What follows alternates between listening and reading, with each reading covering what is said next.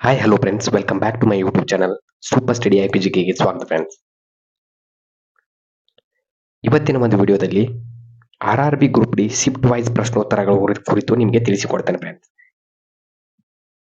ಯಾರೆಲ್ಲ ನಮ್ಮ YouTube channel ಅನ್ನು ಹೊಸದಾಗಿ ನೋಡುತ್ತಿದ್ದರು ಈಗಲೇ ಹೋಗಿ ಲೈಕ್ ಮಾಡಿ, ಶೇರ್ ಮಾಡಿ, ಸಬ್ಸ್ಕ್ರೈಬ್ ಮಾಡಿ ಮತ್ತು ಮುಂದಿನ ವಿಡಿಯೋಗಳ ನೋಟಿಫಿಕೇಶನ್ಗೆ ಬೆಲ್ ಐಕಾನ್ ಅನ್ನು ಎನೇಬಲ್ ಮಾಡಿಕೊಳ್ಳಿ ಫ್ರೆಂಡ್ಸ್. ಮತ್ತು ಎಲ್ಲಿಯೂ ಸ್ಕಿಪ್ ಮಾಡದೆ ಕೊನೆಯವರೆಗೆ ನೋಡಿ, ಹೈಪ್ ಮಾಡಿ ಮತ್ತು ಕಮೆಂಟ್ ಮಾಡುವುದನ್ನು ಮರೆಯಬೇಡಿ ಫ್ರೆಂಡ್ಸ್. ಇನ್ನು ಟೈಮ್ ವೇಸ್ಟ್ ಮಾಡದೆ ವಿಡಿಯೋನ ಸ್ಟಾರ್ಟ್ ಮಾಡೋಣ ಬನ್ನಿ ಫ್ರೆಂಡ್ಸ್.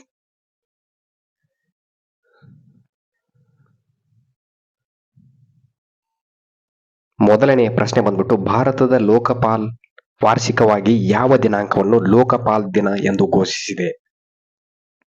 ಸರಿಯಾದ ಉತ್ತರ ಬಂದ್ಬಿಟ್ಟು ಜನವರಿ 16ರಂದು ಲೋಕಪಾಲ್ ದಿನ ಅಂತ ಘೋಷಿಸಲಾಗಿದೆ ಫ್ರೆಂಡ್ಸ್. ಇದ್ರ ರಿಲೇಟೆಡ್ ಮುಂದಿನ ಶಿಫ್ಟ್ ನಲ್ಲಿ ಕೇಳಬಹುದಾದ ಪ್ರಶ್ನೆಗಳನ್ನು ತಿಳಿಸಿಕೊಡ್ತೇನೆ ಫ್ರೆಂಡ್ಸ್. ಆದ ಕಾರಣ ನೋಟ್ಸ್ ಅನ್ನ ಮಾಡ್ಕೊಳ್ಳಿ ಫ್ರೆಂಡ್ಸ್. ಸಂವಿಧಾನ ದಿವಸ್ ಬಂದ್ಬಿಟ್ಟು ಇದನ್ನು ನವೆಂಬರ್ 26ರಂದು ಆಚರಿಸ್ತಾರೆ. ಅದೇ ರೀತಿಯಾಗಿ ಸೇನಾ ದಿನಾಚರಣೆ ಅಂದ್ರೆ ಆರ್ಮಿ ಡೇ ಬಂದ್ಬಿಟ್ಟು ಇದನ್ನ ಜನವರಿ 15ರಂದು ಆಚರಿಸುತ್ತಾರೆ. ರಾಷ್ಟ್ರೀಯ ಮತದಾರರ ದಿನ ಅಂದ್ರೆ ನ್ಯಾಷನಲ್ ವೋಟರ್ಸ್ ಡೇ ಅನ್ನ ಬಂದ್ಬಿಟ್ಟು ಜನವರಿ 25ರಂದು ಆಚರಿಸ್ತಾರೆ. ರಾಷ್ಟ್ರೀಯ ಯುವಕ ದಿನಾಚರಣೆ ಅಂದ್ರೆ ಜನವರಿ 12ರಂದು ರಾಷ್ಟ್ರೀಯ ಯುವ ದಿನಾಚರಣೆಯನ್ನ ಆಚರಿಸ್ತಾರೆ. ವಿಶ್ವ ಓಜೋನ್ ದಿನ ಬಂದ್ಬಿಟ್ಟು ಸೆಪ್ಟೆಂಬರ್ 16ರಂದು ಆಚರಿಸುತ್ತಾರೆ. ಅದೇ ರೀತಿಯಾಗಿ 6ನೇದು ಬಂದ್ಬಿಟ್ಟು ವಿಶ್ವ ಜನಸಂಖ್ಯಾ ದಿನ. ಸರಿಯಾದ ಉತ್ತರ ಬಂದ್ಬಿಟ್ಟು ಜುಲೈ 11ರಂದು ವಿಶ್ವ ಜನಸಂಖ್ಯಾ ದಿನವನ್ನು ಆಚರಿಸ್ತಾರೆ. ಅದೇ ರೀತಿಯಾಗಿ ವಿಶ್ವ ಪರಿಸರ ದಿನ ಅಂದ್ರೆ ಎನ್ವೈರನ್ಮೆಂಟ್ ಡೇ ಬಂದ್ಬಿಟ್ಟು ಜೂನ್ 5ರಂದು ಆಚರಿಸ್ತಾರೆ ಫ್ರೆಂಡ್ಸ್. ಈ ಪ್ರಶ್ನೆಗಳು ನಿಮ್ಗೆ ಇಷ್ಟವಾದರೆ ಲೈಕ್ ಮಾಡಿ, ಶೇರ್ ಮಾಡಿ, ಸಬ್ಸ್ಕ್ರೈಬ್ ಮಾಡಿ ಮತ್ತು ನಿಮ್ಮ ಫ್ರೆಂಡ್ಸ್ ಅಂಡ್ ಫ್ಯಾಮಿಲಿಗೆ ಶೇರ್ ಮಾಡಿ ಫ್ರೆಂಡ್ಸ್. ಪ್ರಶ್ನೆ 2, ಮಾರ್ಚ್ 2025ರಲ್ಲಿ ಸೆಬಿಯ ಅಧ್ಯಕ್ಷರಾಗಿ ಯಾರು ಅಧಿಕಾರ ವಹಿಸಿಕೊಂಡರು? ಸರಿಯಾದ ಉತ್ತರ ಬಂದ್ಬಿಟ್ಟು ತುಹಿನ್ ಕಾಂತ್ ಪಾಂಡೆ ಅವರು 2025ರ ಅಧ್ಯಕ್ಷರಾಗಿ ನೇಮಕಗೊಳ್ತಾರೆ ಫ್ರೆಂಡ್ಸ್ ಸೆಬಿದು. ಇದ್ರ ರಿಲೇಟೆಡ್ ಸ್ವಲ್ಪ ನೋಟ್ಸ್ ಹೇಳ್ಬೇಕಂತಂದ್ರೆ UPSC ಅಧ್ಯಕ್ಷರು ಬಂದ್ಬಿಟ್ಟು ರಾಜೀವ್ ಕುಮಾರ್ ಆಗಿರ್ತಾರೆ. ಈ ಪ್ರಶ್ನೆಗಳು ಮುಂದಿನ ಶಿಫ್ಟ್ ನಲ್ಲಿ ಕೇಳಿದ್ರು ಕೇಳಬಹುದು ಫ್ರೆಂಡ್ಸ್. ಇಸ್ರೋದ ಅಧ್ಯಕ್ಷರು ಬಂದ್ಬಿಟ್ಟು ಡಾಕ್ಟರ್ ವಿ ನಾರಾಯಣ್ ಅಂತ ಹೇಳ್ಬೋದು.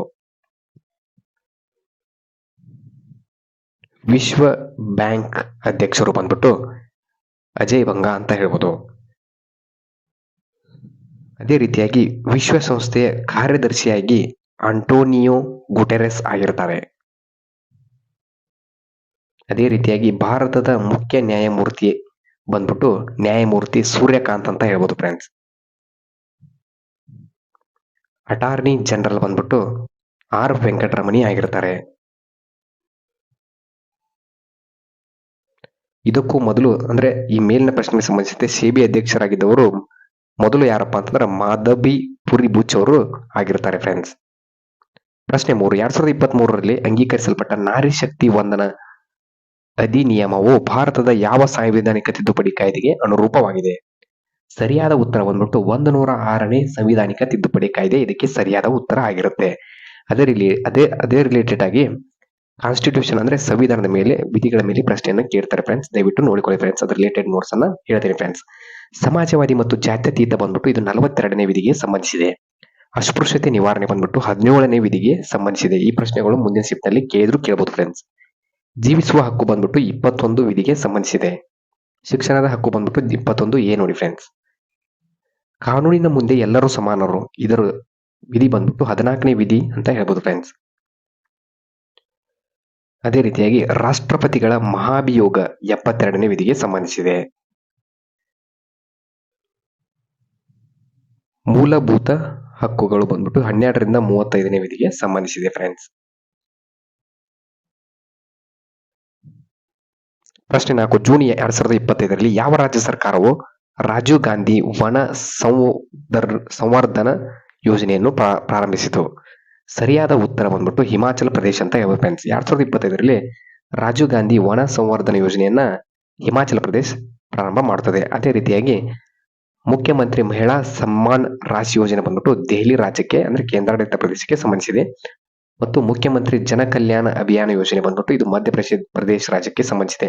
ಅಂದ್ರೆ ಯೋಜನೆಗಳ ಮೇಲೆ ಒಂದು ಪ್ರಶ್ನೆಯನ್ನ ಕೇಳಬಹುದು ಫ್ರೆಂಡ್ಸ್. ಅದಕ್ಕೆ ಇದ್ರ ರಿಲೇಟೆಡ್ ನೋಟ್ಸ್ ಅನ್ನ ಮಾಡಿರ್ತೀನಿ ಫ್ರೆಂಡ್ಸ್. ಅಂಬೇಡ್ಕರ್ ಸಮ್ಮಾನ್ ವಿದ್ಯಾರ್ಥಿ ವೇತನ ಯೋಜನೆ ಬಂದ್ಬಿಟ್ಟು ದೆಹಲಿ ಕೇಂದ್ರಾಡಳಿತ ಪ್ರದೇಶಕ್ಕೆ ಸಂಬಂಧಿಸಿದೆ. ಶಾಹಿದ್ ಮಾಧವ್ ಸಿಂಗ್ ಹಾತ್ ಖರ್ಚಾ ಯೋಜನೆಯು ಒಡಿಶಾ ರಾಜ್ಯಕ್ಕೆ ಸಂಬಂಧಿಸಿದೆ. ಪ್ರಶ್ನೆ 5, 2025ರಲ್ಲಿ ಅಮೀರ್ ಖಾನ್ ಅವರು ಯಾವ ಚಿತ್ರ ಬಿಡುಗಡೆಯಾಯಿತು? ಅಂದ್ರೆ ಇಲ್ಲಿ ಅಮೀರ್ ಖಾನ್ ಅಂದ್ರೆ ನಟರ ಮೇಲೆ ಒಂದು ಪ್ರಶ್ನೆಯನ್ನ ಕೇಳಿರ್ತಾರೆ ಫ್ರೆಂಡ್ಸ್. 2025ರಲ್ಲಿ ಸಿತಾರೆ ಜಮೀನ್ ಪರ್ ಎಂಬ ಚಲನಚಿತ್ರ ಬಂದ್ಬಿಟ್ಟು ಅಮೀರ್ ಖಾನ್ ನಟಿಸಿದ್ದಕ್ಕಂತೂ ಇತ್ತೀಚೆಗೆ ಬಿಡುಗಡೆಯಾಗಿದೆ ಫ್ರೆಂಡ್ಸ್. ಅದ್ರ ರಿಲೇಟೆಡ್ ಸ್ವಲ್ಪ ನೋಟ್ಸ್ ಹೇಳ್ಬೇಕಂತಂದ್ರೆ ಕಾಂತಾರ 1 ಚಲನಚಿತ್ರದ ನಾಯಕ ನಟ ಯಾರಂತ ಕೇಳಿದ್ರು ಕೇಳಬಹುದು. ಅದಕ್ಕೆ ಸರಿಯಾದ ಉತ್ತರ ರಿಷಬ್ ಶೆಟ್ಟಿ. ಚಾವಾ ಚಿತ್ರದ ನಾಯಕ ನಟ ಯಾರು ಅಂತ ಇಲ್ಲಿ ಕೇಳಿದ್ರು ಕೇಳಬಹುದು ಫ್ರೆಂಡ್ಸ್. ವಿಕ್ಕಿ ಕೌಶಲ್ ಅವರು ಚಾವಾ ಚಿತ್ರದ ನಾಯಕ ಆಗಿರ್ತಾರೆ. ಇದನ್ನು 28ನೇ ತಾರೀಕು 3ನೇ ಶಿಫ್ಟ್ ನಲ್ಲಿ ಚಾವಾ ಚಿತ್ರದ ಡೈರೆಕ್ಟರ್ ಕೇಳಿದ್ರು ಫ್ರೆಂಡ್ಸ್. ಮಾ ಚಲನಚಿತ್ರದ ನಾಯಕ ನಟಿ ಯಾರು? ಸರಿಯಾದ ಉತ್ತರ ಅಂದ್ರೆ ಕಾಜೋಲ್. ಕಾಜೋಲ್ ಬಂದ್ಬಿಟ್ಟು ತಾಯಿಯ ಪಿಕ್ಚರ್ ಅಂದ್ರೆ ತಾಯಿಯ ಅವತಾರದಲ್ಲಿ ಅವರು ಆ ಪಿಕ್ಚರ್ ಅಲ್ಲಿ ಕಾಣಿಸ್ಕೊತಾರೆ ಫ್ರೆಂಡ್ಸ್. ಸ್ಕೈ ಪ್ರೋ ಚಲನಚಿತ್ರದ ನಾಯಕ ನಟ ಬಂದ್ಬಿಟ್ಟು ಅಕ್ಷಯ್ ಕುಮಾರ್ ಆಗಿರ್ತಾರೆ. ಕಾಂತಾರ 1 ಚಲನಚಿತ್ರದ ನಿರ್ದೇಶಕರು ಬಂದ್ಬಿಟ್ಟು ರಿಷಬ್ ಶೆಟ್ಟಿ ಕೂಡ ಆಗಿರ್ತಾರೆ ಫ್ರೆಂಡ್ಸ್. ಪ್ರಶ್ನೆ 6, 2026ರಲ್ಲಿ NHL ವಿಂಟರ್ ಕ್ಲಾಸಿಕ್ ಆಟವನ್ನು ಎಲ್ಲಿ ನಡೆಸಲಾಗುತ್ತದೆ? ಸರಿಯಾದ ಉತ್ತರ ಮಿಯಾಮಿಯ ಲೋನ್ ಡಿಪೋಟ್ ಪಾರ್ಕ್ ನಲ್ಲಿ ಆಯೋಜಿಸಲಾಯಿತು ಫ್ರೆಂಡ್ಸ್. ಇಲ್ಲಿ ಗೇಮ್ಸ್ ಮೇಲೆ ಪ್ರಶ್ನೆಯನ್ನ ಕೇಳಬಹುದು ಫ್ರೆಂಡ್ಸ್. ಆದ ಕಾರಣ ಚೀನಾದ ಹಾರ್ಬಿನ್ ನಲ್ಲಿ ಏಷ್ಯನ್ ವಿಂಟರ್ ಗೇಮ್ಸ್ ನಡೀತಿದೆ ಫ್ರೆಂಡ್ಸ್. ಬಹ್ರೇನ್ ನಲ್ಲಿ ಏಷ್ಯನ್ ಯೂತ್ ಗೇಮ್ಸ್ ನಡೀತಿದೆ. ಅದೇ ರೀತಿಯಾಗಿ 2025ರ ಖೇಲೋ ಇಂಡಿಯಾ ಕ್ರೀಡಾಕೂಟಗಳು ಬಿಹಾರ್, ರಾಜಸ್ಥಾನ್ ಮತ್ತು ಲಡಾಖ್ನಂತಹ ವಿವಿಧ ಸ್ಥಳಗಳಲ್ಲಿ ನಡೆಯುತ್ತದೆ. 2024ರಲ್ಲಿ ಒಲಿಂಪಿಕ್ಸ್ ಫ್ರಾನ್ಸ್ನ ಪ್ಯಾರಿಸ್ ನಗರದಲ್ಲಿ ನಡೆದಿತ್ತು. ಪ್ರಶ್ನೆ 7 ಬಂದ್ಬಿಟ್ಟು ಜನವರಿ 2025ರಲ್ಲಿ ವಿಶ್ವ ಆರ್ಥಿಕ ವೇದಿಕೆಯ WEF ವಾರ್ಷಿಕ ಸಭೆ ಎಲ್ಲಿ ನಡೆಯಿತು? ಸರಿಯಾದ ಉತ್ತರ ಬಂದ್ಬಿಟ್ಟು ಸ್ವಿಟ್ಜರ್ಲ್ಯಾಂಡ್ನ ದಾವೋಸ್ ಕ್ಲೋಸ್ಟರ್ಸ್ ನಲ್ಲಿ ನಡೆಯಿತು ಫ್ರೆಂಡ್ಸ್. ಇದರ ರಿಲೇಟೆಡ್ ಸ್ವಲ್ಪ ನೋಟ್ಸ್ ಹೇಳ್ಬೇಕಂತಂದ್ರೆ ಇದು ಬಂದ್ಬಿಟ್ಟು ದಿನಾಂಕ ಜನವರಿ 20ರಿಂದ 24, 2025ರಲ್ಲಿ ನಡೆಯುತ್ತದೆ. ಇದರ ವಿಷಯ ಬಂದ್ಬಿಟ್ಟು ಬುದ್ಧಿವಂತ ಯುಗಕ್ಕೆ ಸಹಯೋಗ ಆಗಿರುತ್ತೆ ಫ್ರೆಂಡ್ಸ್. ವಿಶ್ವ ಆರ್ಥಿಕ ವೇದಿಕೆಯ ವಿಷಯ. ಪ್ರಶ್ನೆ 8, ಇಂಧನ ಚಾರ್ಟರ್ ಒಪ್ಪಂದದಿಂದ ECT ನಿರ್ಗಮಿಸಿದಾಗ ಡೆನ್ಮಾರ್ಕ್ ಯಾವ ಸಂಖ್ಯೆಯ ದೇಶವಾಯಿತು? ಅಂದ್ರೆ ಡೆನ್ಮಾರ್ಕ್ ಬಂದ್ಬಿಟ್ಟು ಎಷ್ಟನೇ ದೇಶವಾಗಿದೆ ಅಂತ ಇಲ್ಲಿ ಪ್ರಶ್ನೆಯನ್ನ ಕೇಳಿರ್ತಾರೆ. ಸರಿಯಾದ ಉತ್ತರ ಬಂದ್ಬಿಟ್ಟು 11ನೇ ದೇಶ ಅಂತ ಹೇಳ್ಬೋದು ಫ್ರೆಂಡ್ಸ್ ಡೆನ್ಮಾರ್ಕ್. ಇದ್ರ ರಿಲೇಟೆಡ್ ಸ್ವಲ್ಪ ನೋಟ್ಸ್ ಹೇಳ್ಬೇಕಂತಂದ್ರೆ ಎನರ್ಜಿ ಚಾರ್ಟರ್ ಒಪ್ಪಂದದಿಂದ ECT ಹೊರಬಂದ 8ನೇ ದೇಶ ಡೆನ್ಮಾರ್ಕ್. ಏಪ್ರಿಲ್ 13, 2023ರಂದು ಅಧಿಕೃತವಾಗಿ ಹಿಂತೆಗೆದುಕೊಳ್ಳುವಿಕೆಯನ್ನು ಘೋಷಿಸುತ್ತದೆ. ಯುನೈಟೆಡ್ ಕಿಂಗ್ಡಮ್ 2025-27ರಂದು ಜಾರಿಗೆ ಬರುತ್ತದೆ. ನೆದರ್ಲ್ಯಾಂಡ್ ಬಂದ್ಬಿಟ್ಟು ಜೂನ್ 28, 2025ರಂದು ಜಾರಿಗೆ ಬರುತ್ತದೆ. ಅದೇ ರೀತಿಯಾಗಿ ಸ್ಪೇನ್ ಬಂದ್ಬಿಟ್ಟು ಏಪ್ರಿಲ್ 17, 2025ರಿಂದ ಜಾರಿಗೆ ಬರುತ್ತದೆ. ಪ್ರಶ್ನೆ 9, ಕ್ರೀಡೆಯಲ್ಲಿನ ಅತ್ಯುತ್ತಮ ಪ್ರದರ್ಶನಕ್ಕಾಗಿ ಸುಚಾ ಸಿಂಗ್ ಅವರಿಗೆ ಯಾವ ಪ್ರಶಸ್ತಿಯನ್ನು ನೀಡಲಾಯಿತು? ಸರಿಯಾದ ಉತ್ತರ ಬಂದ್ಬಿಟ್ಟು ಅರ್ಜುನ್ ಪ್ರಶಸ್ತಿ ಅಂದ್ರೆ ಅರ್ಜುನ್ ಜೀವಮಾನ ಪ್ರಶಸ್ತಿಯನ್ನು ಸುಚಾ ಸಿಂಗ್ ಅವರಿಗೆ ನೀಡಲಾಯಿತು ಫ್ರೆಂಡ್ಸ್. ಒಟ್ಟು ಅರ್ಜುನ್ ಪ್ರಶಸ್ತಿ ಬಂತು 32 ಜನರಿಗೆ ನೀಡಲಾಗಿದೆ. ಪ್ರಶ್ನೆ 10, ಭಾರತೀಯ ರಿಸರ್ವ್ ಬ್ಯಾಂಕ್ RBI ಪ್ರಕಾರ ಉಳಿತಾಯ ಬ್ಯಾಂಕ್ ಖಾತೆಯನ್ನು ತೆರೆಯಲು ಮತ್ತು ಸ್ವತಂತ್ರವಾಗಿ ನಿರ್ವಹಿಸಲು ಕನಿಷ್ಠ ವಯಸ್ಸು ಎಷ್ಟಿರಬೇಕು? ಸರಿಯಾದ ಉತ್ತರ ಬಂದ್ಬಿಟ್ಟು 10 ವರ್ಷಗಳು ಆಗಿರಬೇಕು ಫ್ರೆಂಡ್ಸ್. ಇಲ್ಲಿ ರಿಸರ್ವ್ ಬ್ಯಾಂಕ್ ನ ಕುರಿತು ಸ್ವಲ್ಪ ನೋಟ್ಸ್ ಅನ್ನ ಹೇಳ್ತೀನಿ ಫ್ರೆಂಡ್ಸ್. RBI ನ ಕೇಂದ್ರ ಕಚೇರಿ ಬಂದ್ಬಿಟ್ಟು ಮಹಾರಾಷ್ಟ್ರದ ಮುಂಬೈನಲ್ಲಿ ಕಂಡುಬರುತ್ತದೆ. ಅದೇ ರೀತಿಯಾಗಿ RBI ನ ಸ್ಥಾಪನೆ ಬಂದ್ಬಿಟ್ಟು ಏಪ್ರಿಲ್ 1, 1935ರಂದು ಸ್ಥಾಪನೆ ಆಗುತ್ತದೆ. ಅದೇ ರೀತಿಯಾಗಿ RBI ನ ಪ್ರಸ್ತುತ ಗವರ್ನರ್ ಯಾರು? ಅಂದ್ರೆ ಸಂಜಯ್ ಮಲ್ಹೋತ್ರಾ RBI ನ ಪ್ರಸ್ತುತ ಗವರ್ನರ್ ಆಗಿರ್ತಾರೆ. ಪ್ರಶ್ನೆ 11, 2025ರಲ್ಲಿ ವಿಶ್ವ ರೋಯಿಂಗ್ ಚಾಂಪಿಯನ್ಶಿಪ್ 53ನೇ ಆವೃತ್ತಿ ಅಂದ್ರೆ ಸೆಪ್ಟೆಂಬರ್ 21, 28ರಂದು 2025ರವರೆಗೆ ಯಾವ ಸ್ಥಳದಲ್ಲಿ ನಡೆಯಿತು? ಸರಿಯಾದ ಉತ್ತರ ಬಂದ್ಬಿಟ್ಟು ಚೀನಾದ ಶಾಂಘೈ ನಗರದಲ್ಲಿ ಈ ರೋಯಿಂಗ್ ಚಾಂಪಿಯನ್ಶಿಪ್ ನಡೆಯುತ್ತದೆ ಫ್ರೆಂಡ್ಸ್. ಅದೇ ರೀತಿಯಾಗಿ ಪ್ರಶ್ನೆ 12, 2025ರಲ್ಲಿ ಯಾವ ದಿನಾಂಕದಂದು ಪ್ರಧಾನಿ ನರೇಂದ್ರ ಮೋದಿ ಅವರು ಜಿನೋಮೋ ಇಂಡಿಯಾ ಡೇಟಾ ಅನ್ನು ಬಿಡುಗಡೆ ಮಾಡ್ತಾರೆ? ಸರಿಯಾದ ಉತ್ತರ ಬಂದ್ಬಿಟ್ಟು ಜನವರಿ 9, 2025ರಂದು ಜಿನೋಮೋ ಇಂಡಿಯಾ ಡೇಟಾವನ್ನು ನರೇಂದ್ರ ಮೋದಿ ಅವರು ಬಿಡುಗಡೆ ಮಾಡ್ತಾರೆ. ಅಂದ್ರೆ ಚೀನಾದ ಶಾಂಘೈ ನಗರದಲ್ಲಿ ನಡೆದಿದೆ ಫ್ರೆಂಡ್ಸ್. ಅದಕ್ಕೆ 2025ರಲ್ಲಿ ವಿಶ್ವ ರೋಯಿಂಗ್ ಚಾಂಪಿಯನ್ಶಿಪ್ ಬಂದ್ಬಿಟ್ಟು 21ರಿಂದ 28ರಂದು ನಡೀತದೆ ಫ್ರೆಂಡ್ಸ್. ಪ್ರಶ್ನೆ 13, 2025ರಲ್ಲಿ ಯಾವ ಪ್ಯಾರಾ ಒಲಿಂಪಿಕ್ ಆಟಗಾರನಿಗೆ ಅರ್ಜುನ್ ಪ್ರಶಸ್ತಿ ನೀಡಲಾಗಿದೆ? 2025ರಲ್ಲಿ ಪ್ಯಾರಾ ಒಲಿಂಪಿಕ್ ಯಾರಿಗೆ ನೀಡಿದಾರಪ್ಪ ಅಂತಂದ್ರೆ ಅರ್ಜುನ್ ಪ್ರಶಸ್ತಿ ನವದೀಪ್ ಸಿಂಗ್ಗೆ ನೀಡಲಾಗಿದೆ ಫ್ರೆಂಡ್ಸ್ ಪ್ಯಾರಾ ಒಲಿಂಪಿಕ್ ನಲ್ಲಿ. ಇದು ರಿಲೇಟೆಡ್ ಸ್ವಲ್ಪ ನೋಟ್ಸ್ ಹೇಳ್ತೀನಿ ಫ್ರೆಂಡ್ಸ್. ಈ ಪ್ರಶ್ನೆಗಳು ಮುಂದಿನ ಸೆಟ್ ನಲ್ಲಿ ಬಂದರೂ ಬರ್ಬೋದು, ದಯವಿಟ್ಟು ನೋಡ್ಕೊಳ್ಳಿ. ಸುಖದೀಪ್ ಸಿಂಗ್ ಬಂದ್ಬಿಟ್ಟು ಇವರು ಹಾಕಿ ಕ್ರೀಡೆಗೆ ಸಂಬಂಧಿಸಿದ್ದಾರೆ, ಅಂದ್ರೆ ಹಾಕಿ ಕ್ರೀಡೆಗೆ ಇವರಿಗೆ ಅರ್ಜುನ್ ಪ್ರಶಸ್ತಿ ಸಿಕ್ಕಿದೆ. ಸುರಕ್ಷಿತ್ ಶೆರಾವತ್ ಅವರಿಗೆ ಬಂದ್ಬಿಟ್ಟು ಕುಸ್ತಿ ಕ್ರೀಡೆಗೆ ಅರ್ಜುನ್ ಪ್ರಶಸ್ತಿ ಸಿಕ್ಕಿದೆ. ವಂತಿಕಾ ಅಗರ್ವಾಲ್ ಅವರಿಗೆ ಚೆಸ್ ಕ್ರೀಡೆಗೆ ಅರ್ಜುನ್ ಪ್ರಶಸ್ತಿ ನೀಡಲಾಗಿದೆ. ಅನ್ನು ರಾಣಿ ಅವರಿಗೆ ಅಥ್ಲೆಟಿಕ್ಸ್ ಕ್ರೀಡೆಯಲ್ಲಿ ಅರ್ಜುನ್ ಪ್ರಶಸ್ತಿ ನೀಡಲಾಗಿದೆ.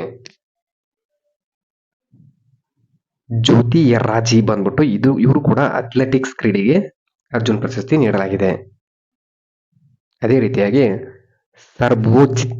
ಸರ್ಬ್ಜೋತ್ ಸಿಂಗ್ ಬಂದ್ಬಿಟ್ಟು ಇವರಿಗೆ ಶೂಟಿಂಗ್ ಕ್ರೀಡೆಗೆ ಅರ್ಜುನ್ ಪ್ರಶಸ್ತಿ ನೀಡಲಾಗಿದೆ. ನಿತ್ಯಶ್ರೀ ಶಿವನ್ ಅವರಿಗೆ ಪ್ಯಾರಾ ಬ್ಯಾಡ್ಮಿಂಟನ್ ಕ್ರೀಡೆಗೆ ಅರ್ಜುನ್ ಪ್ರಶಸ್ತಿ ನೀಡಲಾಗಿದೆ. ಈ ಪ್ರಶ್ನೆಗಳು ಬಂದ್ಬಿಟ್ಟು ಅತಿ ಉಪಯುಕ್ತವಾಗಿವೆ ಫ್ರೆಂಡ್ಸ್, ಯಾಕಂದ್ರೆ ಇವು ಒಳ್ಳೆ ರಿಪೀಟ್ ಆದ್ರೂ ಆಗ್ಬೋದು ಫ್ರೆಂಡ್ಸ್. ಆದ ಕಾರಣ ನಮ್ಮ ಎಲ್ಲಾ ಗ್ರೂಪ್ ಡಿ ಶಿಫ್ಟ್ಗಳ ಪ್ರಶ್ನೋತ್ತರಗಳನ್ನು ಅನಲೈಸ್ ಮಾಡಿ ಫ್ರೆಂಡ್ಸ್. ಬೆಂಗಳೂರಿನಲ್ಲಿ ಏರೋ ಇಂಡಿಯಾ 2025 ಪ್ರದರ್ಶನ ಯಾವ ತಿಂಗಳಲ್ಲಿ ನಡೆಯಿತು? ಸರಿಯಾದ ಉತ್ತರ 2025ರಲ್ಲಿ ಫೆಬ್ರವರಿ 10ರಿಂದ 14ರವರೆಗೆ ನಡೆಯಿತು. ಪ್ರಶ್ನೆ 15 2025 ಮೇ 3ರಂದು DRDO ಸ್ಥಳೀಯ ಏರ್ಶಿಪ್ ಪ್ಲಾಟ್ಫಾರ್ಮ್ ಹಾರಾಟ ಪರೀಕ್ಷೆಯನ್ನು ಯಾವ ರಾಜ್ಯದಲ್ಲಿ ಯಶಸ್ವಿಯಾಗಿ ನಡೆಸಿತು? ಸರಿಯಾದ ಉತ್ತರ ಬಂದ್ಬಿಟ್ಟು ಮಧ್ಯಪ್ರದೇಶ ಅಂತ ಹೇಳ್ಬೋದು ಫ್ರೆಂಡ್ಸ್. ಪ್ರಶ್ನೆ 16 ಕೃಷಿಯಲ್ಲಿ ಕೀಟನಾಶಕಗಳನ್ನು ಯಾವ ಪ್ರಾಥಮಿಕ ಉದ್ದೇಶಕ್ಕಾಗಿ ಬಳಸಲಾಗುತ್ತದೆ? ಇದಕ್ಕೆ ಸರಿಯಾದ ಉತ್ತರ ಬಂದ್ಬಿಟ್ಟು ಕೃಷಿಯಲ್ಲಿ ಕೀಟನಾಶಕಗಳನ್ನು ಹಾನಿಕಾರಕ ಕೀಟಗಳಿಂದ ಬೆಳೆಗಳನ್ನು ರಕ್ಷಿಸಲು ಇವುಗಳನ್ನು ಬಳಸಲಾಗುತ್ತದೆ. ಪ್ರಶ್ನೆ 17 ಮಾನವನ ದೇಹದಲ್ಲಿ ದೈನಂದಿನ ಚಟುವಟಿಕೆಗಳಲ್ಲಿ ಶಕ್ತಿ ವರ್ಗಾವಣೆಯ ಪ್ರಕ್ರಿಯೆಯನ್ನು ಮುಖ್ಯವಾಗಿ ಏನೆಂದು ಕರೆಯುತ್ತಾರೆ? ಸರಿಯಾದ ಉತ್ತರ ಬಂದ್ಬಿಟ್ಟು ಚಯಾಪಚಯ ಅಂತ ಕರೀತಾರೆ ಫ್ರೆಂಡ್ಸ್. ಪ್ರಶ್ನೆ 18 ಕೆಳಗಿನವುಗಳಲ್ಲಿ ಯಾವುದು ಜೀವಿಗಳ ಭಾಗ ವ್ಯವಸ್ಥೆ ಅಲ್ಲ ಅಂತ ಇಲ್ಲಿ ಪ್ರಶ್ನೆಯನ್ನ ಬಯಾಲಜಿ ಮೇಲೆ ಅಂದ್ರೆ ಜೀವಶಾಸ್ತ್ರದ ಮೇಲೆ ಹಲವು ಪ್ರಶ್ನೆಗಳನ್ನ ಕೇಳ್ತಾರೆ ಫ್ರೆಂಡ್ಸ್. ಸರಿಯಾದ ಉತ್ತರ ಬಂದ್ಬಿಟ್ಟು ಉಸಿರಾಟದ ವ್ಯವಸ್ಥೆ ಬಂದ್ಬಿಟ್ಟು ಇದು ಜೀವಿಗಳ ಭಾಗ ಅಥವಾ ವ್ಯವಸ್ಥೆ ಆಗಿರಲ್ಲ ಫ್ರೆಂಡ್ಸ್. ಪ್ರಶ್ನೆ 19 ಗಾಲ್ಗಿ ಉಪಕರಣವು ಈ ಕೆಳಗಿನ ಯಾವುದರ ಭಾಗವಾಗಿದೆ? ಗಾಲ್ಗಿ ಉಪಕರಣವು ಬಂದ್ಬಿಟ್ಟು ಇದು ಎಂಡೋಪ್ಲಾಸ್ಮಿಕ್ ರೆಟಿಕ್ಯುಲಮ್ನ ಭಾಗವಾಗಿದೆ ಅಂತ ಹೇಳ್ಬೋದು. ಸರಿಯಾದ ಇದು ರಿಲೇಟೆಡ್ ಸ್ವಲ್ಪ ನೋಟ್ಸ್ ಹೇಳ್ಬೇಕಂದ್ರೆ ಗಾಲ್ಗಿ ಉಪಕರಣವು ಜೀವಕೋಶದ ಒಂದು ಭಾಗವಾಗಿದೆ ಅಂತ ಹೇಳ್ಬೋದು. ಅದೇ ರೀತಿಯಾಗಿ ಇದು ಪ್ರೋಟೀನ್ ಮತ್ತು ಲಿಪಿಡ್ಗಳನ್ನು ಸಂಗ್ರಹಿಸಲು, ಮಾರ್ಪಡಿಸಲು, ಪ್ಯಾಕೇಜ್ ಮಾಡಲು ಮತ್ತು ವಿತರಿಸಲು ಸಹಾಯ ಮಾಡುತ್ತದೆ ಅಂತ ಹೇಳ್ಬೋದು ಫ್ರೆಂಡ್ಸ್. ಈ ಗಾಲ್ಗಿ ಸಂಕೀರ್ಣ ಇದನ್ನು ಕೆಲವೊಮ್ಮೆ ಕೋಶದ ಪೋಸ್ಟ್ ಆಫೀಸ್ ಅಥವಾ ಶಿಪ್ಪಿಂಗ್ ಮತ್ತು ರಿಸೀವಿಂಗ್ ವಿಭಾಗ ಅಂತ ಕರೀತಾರೆ. ಪ್ರಶ್ನೆ 20 ಬಹುವಿದಳನವು ಈ ಕೆಳಗಿನ ಯಾವುದರಲ್ಲಿ ಸಂಭವಿಸುತ್ತದೆ? ಬಹುವಿದಳನವು ಬಂದ್ಬಿಟ್ಟು ಈ ಕೆಳಗಿನವುಗಳಲ್ಲಿ ಯಾವುದರಲ್ಲಿ ಸಂಭವಿಸುತ್ತದೆಯಪ್ಪ ಅಂತಂದ್ರ ಸರಿಯಾದ ಉತ್ತರ ಪ್ಲಾಸ್ಮೋಡಿಯಂದಲ್ಲಿ ಬಹುವಿದಳನ ಕಂಡು ಬರುತ್ತದೆ, ಅಂದ್ರೆ ಸಂಭವಿಸುತ್ತದೆ. ಇದ್ರ ರಿಲೇಟೆಡ್ ಸ್ವಲ್ಪ ನೋಟ್ಸ್ ಹೇಳ್ಬೇಕಂದ್ರೆ ದ್ವಿವಿದಳನ ಬಂದ್ಬಿಟ್ಟು ಹೈಡ್ರಾದಲ್ಲಿ ನಡೆಯತಕ್ಕಂತ ಪ್ರಕ್ರಿಯೆ ಆಗಿರುತ್ತೆ. ಪ್ರಶ್ನೆ 21 ಧ್ವನಿಯ ಪ್ರತಿಧ್ವನಿಯನ್ನು ಯಾವುದರಲ್ಲಿ ಬಳಸಲಾಗುತ್ತದೆ? ಧ್ವನಿಯ ಪ್ರತಿಧ್ವನಿಯನ್ನು ಯಾವುದರಲ್ಲಿ ಬಳಸಲಾಗುತ್ತದೆಪ್ಪ ಅಂತಂದ್ರೆ ಸ್ಟೆಥೋಸ್ಕೋಪ್ಗಳು, ಮೆಗಾಫೋನ್ಗಳು ಮತ್ತು ಟ್ರಂಪೆಟ್ಗಳಂತಹ ವಾದ್ಯಗಳಲ್ಲಿ ವರ್ಧಿಸಲು ಧ್ವನಿಯ ಅನುರಣನವನ್ನು ಬಳಸಲಾಗುತ್ತದೆ. ಪ್ರಶ್ನೆ 22 ಒಂದೇ ಪ್ರತಿರೋಧ R ನ 10 ಪ್ರತಿರೋಧಕಗಳನ್ನು ಸರಣಿಯಲ್ಲಿ ಸಂಪರ್ಕಿಸಿದಾಗ ಸಮಾನ ಪ್ರತಿರೋಧ ಎಷ್ಟು ಆಗಿರುತ್ತದೆ? ಸರಿಯಾದ ಉತ್ತರ ಬಂದ್ಬಿಟ್ಟು 10 ರೆಸಿಸ್ಟೆನ್ಸ್ ಆಗಿರುತ್ತೆ ಫ್ರೆಂಡ್ಸ್. ಇದಕ್ಕೆ ಸರಿಯಾದ ಉತ್ತರ 10R ಅಂತ ಹೇಳ್ಬೋದು ಫ್ರೆಂಡ್ಸ್. ಪ್ರಶ್ನೆ 23 ತುಕ್ಕು ಹಿಡಿಯುವುದು ಯಾವ ರೀತಿಯ ಪ್ರತಿಕ್ರಿಯೆ ಆಗಿದೆ, ಅಂದ್ರೆ ಯಾವ ಪ್ರತಿಕ್ರಿಯೆ ಉದಾಹರಣೆ ಆಗಿದೆ? ಸರಿಯಾದ ಉತ್ತರ ಬಂದ್ಬಿಟ್ಟು ತುಕ್ಕು ಹಿಡಿಯುವುದು ಬಂದ್ಬಿಟ್ಟು ಇದು ಆಕ್ಸಿಡೀಕರಣಕ್ಕೆ ಸಂಬಂಧಿಸಿದೆ. ಇದನ್ನ 28ನೇ ತಾರೀಕು ನವೆಂಬರ್ 3ನೇ ಶಿಫ್ಟ್ ನಲ್ಲಿ ತುಕ್ಕು ಹಿಡಿಯಲು ಕಾರಣ ಏನಂತ ಇಲ್ಲಿ ಪ್ರಶ್ನೆಯನ್ನ ಕೇಳುತ್ತಾರೆ ಫ್ರೆಂಡ್ಸ್. ಕಬ್ಬಿಣದ ಮೇಲೆ ಸ್ವಲ್ಪ ಪ್ರಶ್ನೆ ಬರುತ್ತೆ, ನೋಡಿಕೊಳ್ಳಿ ಫ್ರೆಂಡ್ಸ್. ಪ್ರಶ್ನೆ 24 ಕನ್ನಡಿಯಲ್ಲಿ ವಸ್ತು ಮತ್ತು ಅದರ ಪ್ರತಿಬಿಂಬವು ಯಾವಾಗ ಒಂದೇ ಗಾತ್ರದಲ್ಲಿ ಇರುತ್ತದೆ? ಸರಿಯಾದ ಉತ್ತರ ಬಂದ್ಬಿಟ್ಟು ವಸ್ತುವು ವಕ್ರತೆಯ ಕೇಂದ್ರದಲ್ಲಿದ್ದಾಗ ವಸ್ತು ಮತ್ತು ಪ್ರತಿಬಿಂಬವು ಯಾವಾಗಲೂ ಒಂದೇ ಆಗಿರುತ್ತದೆ ಅಂತ ಹೇಳ್ಬೋದು. ಪ್ರಶ್ನೆ 25 ಸರ್ಕ್ಯೂಟ್ ರೇಖಾಚಿತ್ರದಲ್ಲಿ ಅಂಕುಡೊಂಕಾದ ರೇಖೆಯು ಏನನ್ನು ಪ್ರತಿನಿಧಿಸುತ್ತದೆ? ಸರಿಯಾದ ಉತ್ತರ ಬಂದ್ಬಿಟ್ಟು ಸರ್ಕ್ಯೂಟ್ ಚಿತ್ರದಲ್ಲಿ ಅಂಕುಡೊಂಕಾದ ರೇಖೆಯು ವಿದ್ಯುತ್ ಪ್ರತಿರೋಧಕವನ್ನು ಪ್ರತಿನಿಧಿಸುತ್ತದೆ. ಪ್ರಶ್ನೆ 26 ಧ್ರುವದ ಬಗ್ಗೆ ಈ ಕೆಳಗಿನ ಯಾವ ಹೇಳಿಕೆ ಸರಿಯಾಗಿದೆ. ಅಂದ್ರೆ ದ್ರವದ ಬಗ್ಗೆ ಬಂದ್ಬಿಟ್ಟು ಯಾವ ಹೇಳಿಕೆ ಸರಿಯಾಗಿದೆಪ್ಪ ಅಂತಂದ್ರೆ ದ್ರವವು ಬಂದ್ಬಿಟ್ಟು ನಿರ್ದಿಷ್ಟ ಆಕಾರವನ್ನು ಹೊಂದಿರುವುದಿಲ್ಲ, ಆದರೆ ನಿರ್ದಿಷ್ಟ ಪರಿಮಾಣವನ್ನು ಹೊಂದಿರುತ್ತದೆ ಅಂತ ಹೇಳ್ಬೋದು ಫ್ರೆಂಡ್ಸ್. ಇದಕ್ಕೆ ಸರಿಯಾದ ಉತ್ತರ ಇದಾಗಿರುತ್ತೆ. ಪ್ರಶ್ನೆ 27, ಈ ಕೆಳಗಿನವುಗಳಲ್ಲಿ ಯಾವುದು ಲೋಹವಲ್ಲದ ವಸ್ತುವಿನ ಗುಣವನ್ನು ಪ್ರತಿನಿಧಿಸುತ್ತದೆ? ಸರಿಯಾದ ಉತ್ತರ ಬಂದ್ಬಿಟ್ಟು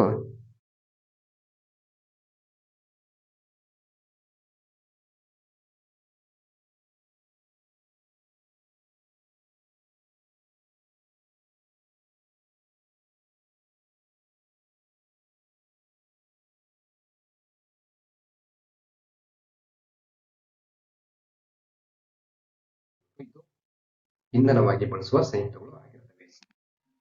ಇಂದು ಬಳಸಲಾಗುವ ಹೆಚ್ಚಿನ ಇಂಧನಗಳು ಇಂಗಾಲದ ಸಂಯುಕ್ತಗಳಾಗಿವೆ, ವಿಶೇಷವಾಗಿ ಹೈಡ್ರೋಕಾರ್ಬನ್ಗಳು ಅಂತ ಹೇಳ್ಬೋದು. ಅದೇ ರೀತಿಯಾಗಿ ಪೆಟ್ರೋಲ್, ಡೀಸೆಲ್, ಸೀಮೆಎಣ್ಣೆ, LPG, CNG, ನೈಸರ್ಗಿಕ ಅನಿಲ ಇತ್ಯಾದಿಗಳಲ್ಲಿ ಹೈಡ್ರೋಕಾರ್ಬನ್ಗಳು ಅಥವಾ ಮಿಶ್ರಣಗಳಾಗಿವೆ. ಇತ್ತೀಚಿನ ದಿನಗಳಲ್ಲಿ ನೈಸರ್ಗಿಕ ಅನಿಲದ ಮುಖ್ಯ ಅಂಶವಾದ ಮೀಥೇನ್, CS3 ಇಂಗಾಲದ ಸಂಯುಕ್ತಗಳ ಪ್ರಮುಖ ಇಂಧನವಾಗಿ ಬಳಸಲಾಗುತ್ತದೆ. ಪ್ರಶ್ನೆ 29, ನರಕೋಶದ ಕೊನೆಯಲ್ಲಿರುವ ನರತುದಿಯನ್ನು ಏನೆಂದು ಕರೆಯುತ್ತಾರೆ? ಸರಿಯಾದ ಉತ್ತರ ನರಕೋಶದ ಕೊನೆಯಲ್ಲಿ ನರತುದಿಯನ್ನು ಅಕ್ಸಾನ್ ಅಂತ ಕರೀತಾರೆ. ಇದು ರಿಲೇಟೆಡ್ ಸ್ವಲ್ಪ ನೋಟ್ಸ್ ಹೇಳ್ಬೇಕಪ್ಪ ಅಂತಂದ್ರೆ ಟರ್ಮಿನಲ್ ಬಂದ್ಬಿಟ್ಟು ಇದು ಅತ್ಯಂತ ಸಾಮಾನ್ಯವಾಗಿ ಅಕ್ಸಾನ್ನ ಕವಲೊಡೆದ ತುದಿಯನ್ನು ಉಲ್ಲೇಖಿಸುವ ಪದ ಇದಾಗಿದೆ. ಅದೇ ರೀತಿಯಾಗಿ ಈ ರಚನೆಗಳಲ್ಲಿ ನರಕೋಶವು ನರ ಪ್ರೇಕ್ಷಕಗಳ ಎಂದು ಕರೆಯಲ್ಪಡುವ ರಾಸಾಯನಿಕ ಬಿಡುಗಡೆ ಮಾಡುವ ಮೂಲಕ ನರಕೋಶಗಳು ಅಥವಾ ಸ್ನಾಯು ಕೋಶಗಳಂತ ಇತರ ಜೀವಕೋಶಗಳಿಗೆ ಸಂಬಂಧಿಸಿದೆ. ಪ್ರಶ್ನೆ 30, ಸಸ್ಯಕ್ಕೆ ಈ ಕೆಳಗಿನ ಯಾವ ಪೋಷಕಾಂಶಗಳು ಹೆಚ್ಚಿನ ಪ್ರಮಾಣದಲ್ಲಿ ಬೇಕಾಗುತ್ತದೆ? ಸಸ್ಯಕ್ಕೆ ಬಂದ್ಬಿಟ್ಟು ಈ ಕೆಳಗಿನ ಯಾವ ಪೋಷಕಾಂಶಗಳು ಹೆಚ್ಚಿನ ಪ್ರಮಾಣದಲ್ಲಿ ಬೇಕಾಗುತ್ತಪ್ಪ ಅಂತಂದ್ರೆ ಸರಿಯಾದ ಉತ್ತರ ಬಂದ್ಬಿಟ್ಟು ರಂಜಕ ಅಂತ ಹೇಳ್ಬೋದು ಫ್ರೆಂಡ್ಸ್. ರಂಜಕ ಇದಕ್ಕೆ ಸರಿಯಾದ ಉತ್ತರ. ಅದೇ ರೀತಿಯಾಗಿ ಪ್ರಶ್ನೆ 30, ಗ್ಲೂಕೋಸ್ನ ಸೂತ್ರ ಬಂದ್ಬಿಟ್ಟು C6H12O6. C6H12O6 ಬಂದ್ಬಿಟ್ಟು ಗ್ಲೂಕೋಸ್ನ ರಾಸಾಯನಿಕ ಸೂತ್ರ ಆಗಿರುತ್ತೆ. ಪ್ರಶ್ನೆ 32, x + y + z = 0, xy z = 21, x3 y3 z ಅನ್ನು ಹುಡುಕಿ ಅಂತ ಪ್ರಶ್ನೆಯನ್ನ ಕೇಳಿದ್ದಾರೆ. ಇದಕ್ಕೆ ಸರಿಯಾದ ಉತ್ತರ ಬಂದ್ಬಿಟ್ಟು 63. ಇದಕ್ಕೆ ಸರಿಯಾದ ಉತ್ತರ ಆಗಿರುತ್ತೆ. ಪ್ರಶ್ನೆ 33, 3 ಪುರುಷರು 39 ದಿನಗಳು 4 ಗಂಟೆ 78 ದಿನಗಳು 12 ಗಂಟೆ ಎಷ್ಟು ಜನ ಪುರುಷರು? ಇದಕ್ಕೆ ಸರಿಯಾದ ಉತ್ತರ ಅಂತ ಕೇಳಿದ್ದಾರೆ. ಇದಕ್ಕೆ ಸರಿಯಾದ ಉತ್ತರ ಬಂದ್ಬಿಟ್ಟು 0.5 ಮೆನ್ ಅಂತ, ಅಂದ್ರೆ ಇದಕ್ಕೆ ಸರಿಯಾದ ಉತ್ತರ 0.5 ಮೆನ್. ಪ್ರಶ್ನೆ 34, 79 42 47 77 49 75 56 26 35 ಇದರ ಸರಾಸರಿಯನ್ನು ಈ ಪ್ರಶ್ನೆಯನ್ನು ಕೇಳುತ್ತಾರೆ. ಇದರ ಸರಾಸರಿ ಬಂದ್ಬಿಟ್ಟು 54 ಆಗಿರುತ್ತೆ. ಇಲ್ಲಿ ಸರಾಸರಿ ಮೇಲೆ ಪ್ರಶ್ನೆಯನ್ನು ಕೇಳುತ್ತಾರೆ. ಪ್ರಶ್ನೆ 35, 4 12 8 10 14 9 20 18 22 15 ಕೆ ಅಂದ್ರೆ 14 ಕೆ ನ ಸರಾಸರಿ ಮೌಲ್ಯವನ್ನು ಕಂಡುಹಿಡಿಯಿರಿ ಅಂತ ಹೇಳಿದ್ದಾರೆ. ಕೆ ಬಂದ್ಬಿಟ್ಟು ಇದಕ್ಕೆ ಸರಿಯಾದ ಉತ್ತರ 20 ಆಗಿರುತ್ತೆ. ಪ್ರಶ್ನೆ 36, ಕಿತ್ತಳೆ ಮತ್ತು ಸೇಬು ಅನುಪಾತ 2:1, ಒಟ್ಟು 36 ಕಿತ್ತಳೆ ಹಣ್ಣಿನ ಮೌಲ್ಯವನ್ನು ಕಂಡುಹಿಡಿಯಿರಿ. ಸರಿಯಾದ ಉತ್ತರ ಬಂದ್ಬಿಟ್ಟು 24. ಇದಕ್ಕೆ ಸರಿಯಾದ ಉತ್ತರ ಆಗಿರುತ್ತೆ. ಪ್ರಶ್ನೆ 37, ರಾಹುಲ್ ಲೀಲಾ ಅವರ ಮತ ಅನುಪಾತ 52%, 48%, ಒಟ್ಟು 3,72,000, ಲೀಲಾ 10,000 ಮತಗಳನ್ನು. ಈಗ ಎಷ್ಟು ಮತಗಳನ್ನು ಇವರು ಪಡೆದಿರ್ತಾರೆ? ಸರಿಯಾದ ಉತ್ತರ ಟೋಟಲ್ ಆಗಿ 2,08,033 ಮತಗಳನ್ನು ಪಡೆದಿದ್ದಾರೆ. ಇದಕ್ಕೆ ಸರಿಯಾದ 2 ಕಿಲೋಮೀಟರ್